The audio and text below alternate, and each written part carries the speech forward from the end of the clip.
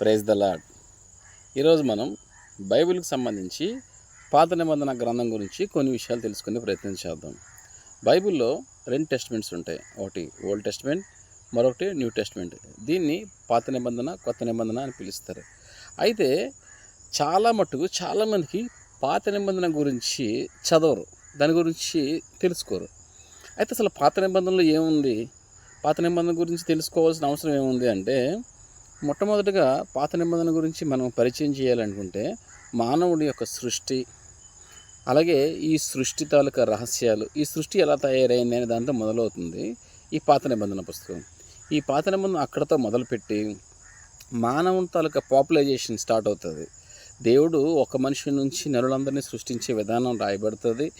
అదే రకంగా ఒక్కొక్క మానవుడు సివిలైజేషన్ ఇలా సంబంధించిన ప్రతి టాపిక్ని కూడా అందులో రాయడం జరిగింది. అయితే పాత నిబంధన తాలూకు ప్రాముఖ్యమైన వివరం ఏంటంటే, మనం గమనిస్తే ఈరోజు ఈ భూమి మీద మనకు చాలా చట్టాలు ఉన్నాయి.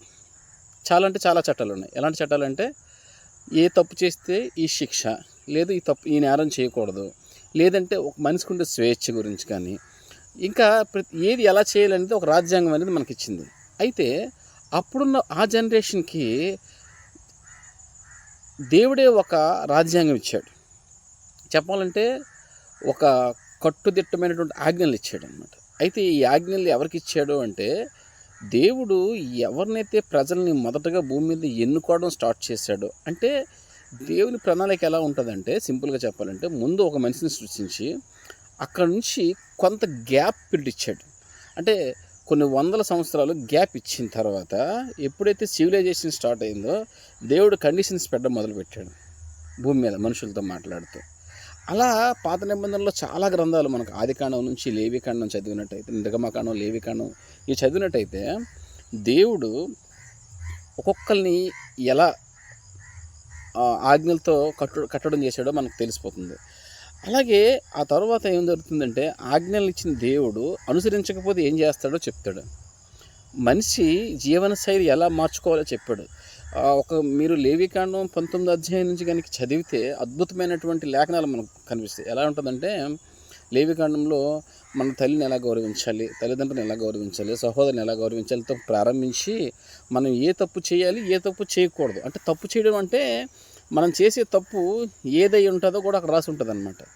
దొంగతనం చేస్తే దొంగకి ఏ రకంగా శిక్ష చేస్తారో కూడా రాసి పెడతారు. వ్యవసాయం ఎలా చేయాలి, ప్రతిదీ రాస్తారు. ఇంక ఏముండదు, ఇంకా ప్రతి మానవుడు ఎలా బ్రతకాలి అనే దానికి సింపుల్గా ఓల్డ్ టెస్ట్మెంట్ ఉంటుంది. అయితే చాలా మటుకు దైవ సేవకులు కానీ, లేదా చాలామంది క్రిస్టియన్స్ ఉన్న వాళ్ళు ఓల్డ్ టెస్ట్మెంట్ టచ్ చేయడానికి భయపడతారు. ఎందుకంటే వెరీ డెప్త్ బైబుల్, అది చెప్పాలన్నా చాలా దాని తాలూకా జ్ఞానం ఎక్కువ ఉండాలి. అందుకే చాలామంది తెలియదు, నేర్చుకోవట్లేదు.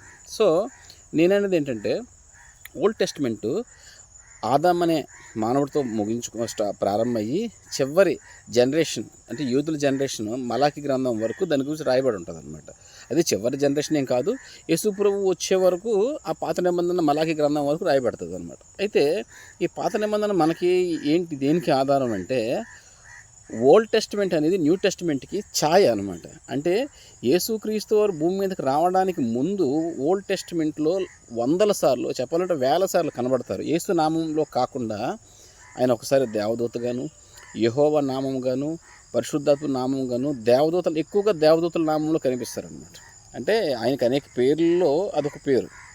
యేసుక్రీస్తు అనేది ఒక నామం, యెహోవా అనేది ఒక నామం. అవి పాత్రలు అంటే నేను ఏమంటానంటే, అవి క్యారెక్టర్ని చూపించవు, పేరుని చూపిస్తాయి ఆయా సందర్భాలు అనమాట. సో అలాంటి విషయాల్లో మనం చాలా చదవచ్చు. తర్వాత మనం ఒకవేళ ఓల్డ్ టెస్ట్మెంట్లో బాగా ఇంపార్టెంట్గా తెలుసుకోవాల్సిన విషయం ఏంటంటే, ఈ జనరేషన్ మనకి ఎలా వచ్చింది అంటే, మనకంటే ముందర పరిపాలించిన రాజులు ఎవరు, ఆ రాజ్యాలు ఏమిటి, ఆ ఊర్లు పేర్లన్నీ క్లుప్తంగా రాసి ఉంటాయి. కనుక మీకు కనుక సమయం దొరికితే ఓల్డ్ టెస్ట్మెంట్ని ఖచ్చితంగా ఆదికాండం నుంచి మలాకి వరకు 1కి 3 సార్లు అధ్యయనం చేయండి. మన చరిత్ర ఏంటి, మనం ఎక్కడి నుంచి వచ్చాం, మనం ఎవరం అనేది ఖచ్చితంగా మనకు తెలుస్తుంది. కాబట్టి ప్రియులారా, ఈ వీడియోని మీకు నచ్చిన వాళ్ళకి షేర్ చేయండి. ఓల్డ్ టెస్ట్మెంట్, బైబిల్లో ఉన్న ఓల్డ్ టెస్ట్మెంట్ సంగతులు మరికొన్ని తెలుసుకోవడానికి నా ఛానల్ని సబ్స్క్రైబ్ చేయండి. Praise the lord.